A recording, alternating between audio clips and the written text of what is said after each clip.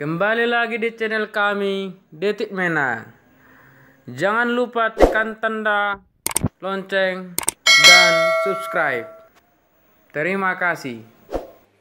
Salah satu pimpinan koalisi aksi menyelamatkan Indonesia, Gatot Nurmantio, menyebut selain untuk bertemu dengan petinggi dan anggota kami yang ditahan dan pimpinan serta anggota kami yang datang siang tadi ke Barreskrim Polri, juga hendak menyampaikan petisi kepada Kapolri Jenderal Polisi Dr.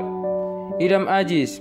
Kami datang ke sini dalam komposisi lengkap, baik redisium eksekutif maupun deklarator. Kami adalah warga desa yang memegang teguh konstitusi dan menjunjung tinggi moral. Untuk itu, kami datang ke sini untuk menyampaikan petisi kepada Bapak Kapolri, ujar Gatot Nurmantio. Mantan Panglima TNI itu pun mengaku kepada Korps yang kalau bisa menjadi institusi yang betul-betul mengawal hukum. Dengan demikian, Gatot menyebut Polri juga jadi contoh penegakan hukum.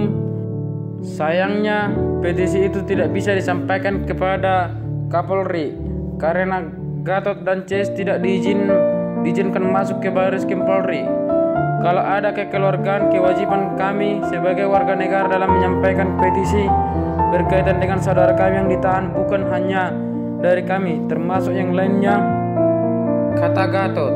Petisi tersebut dibacakan langsung dibaca oleh salah satu petinggi kami, Rohmat Jan. Berikut 7 poin dalam petisi tersebut. Yang pertama, kami menyesalkan dan memprotes penangkapan tersebut sebagai tindakan terpresif dan tindakan menjampirkan fungsi polisi sebagai pengayom dan pelindung masyarakat. Penangkapan mereka, khususnya Dr. Sia dan Ganda Nenggolan, jika dilihat dari demosing waktu dasar laporan polisi dan keluarnya sprindik pada hari yang sama, jelas aneh atau tidak lazim dan menyalahi prosedur. Lebih lagi jika dikaitkan dengan KUHP pasal 17, perlunya 2 barang bukti dan unit pasal 45 terkait perasa dapat menimbulkan, maka penangkapan para tokoh kami patut diyakini mengandung tujuan politik. Yang kedua, proses penangkapan para pejuang kami sangat dipaksakan, tidak sesuai dengan prosedur hukum yang berlaku, bahkan terlihat seperti menangani teroris. Penangkapan Mahjun Nur Hidayat yang seharusnya sehari sebelumnya menjalani operasi batu empedu di rumah sakit sebagai mantan orang pejabat tinggi dan pernah berjasa kepada negara, sangat berlebihan dan kelewatan batas kemanusiaan. Yang ketiga, pengumuman pers Mabes Polri oleh Humas Divisi Polri Brigjen Awi Setiono tentang penangkapan tersebut. Koalisi kami mengandung nuansa pembentukan opini, framing melakukan generasi dengan penindasan kelembagaan yang bersifat tendensius, bersifat prematur, yaitu mengungkapkan kesimpulan dari proses pemeriksaan yang masih berlangsung. Yang keempat, semua hal di atas termasuk membuka nama dan identitas seorang yang ditangkap menunjukkan bahkan Polri tidak mengenakan prinsip praduga tidak bersalah yang harusnya ditegakkan oleh lembaga penegakan seperti Polri. Yang kelima, kami menegaskan bahwa ada indikasi campur tangan dari beberapa tokoh kami dalam hari ini. Hari terakhir diretas dikendalikan oleh pihak tertentu sehingga besar kemungkinan disadap. Hal ini sering dialami oleh aktivis yang kritis terhadap kekuasaan negara, terutama beberapa tokoh kami. Sebagai akibatnya, bukti percakapan yang sering bersifat artifisial dan absurd. Yang keenam, menolak secara kategoris penisbatan atau pengitan tindakan anarkis dalam unjuk rasa kaum buruh dan mahasiswa dan para pelajar.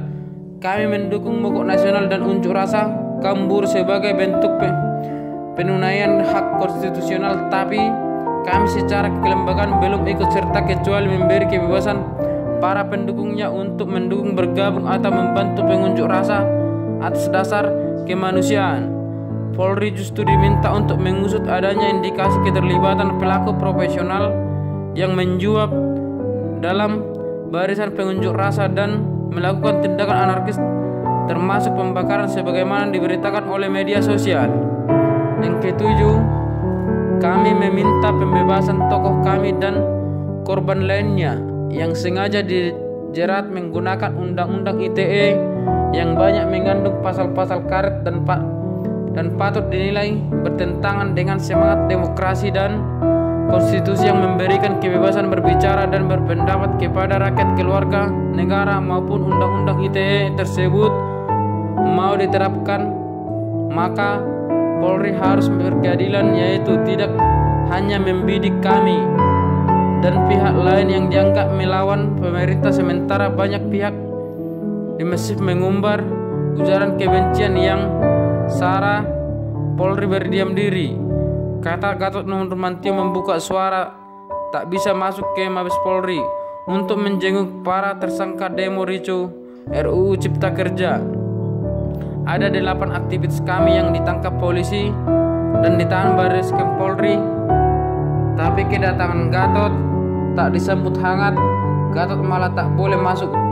Gatot menjelaskan bahwa pihaknya tidak diberikan izin untuk menengok. Gatot tiba-tiba di Barreskrim Polri sekitar jam 12:22 WIB.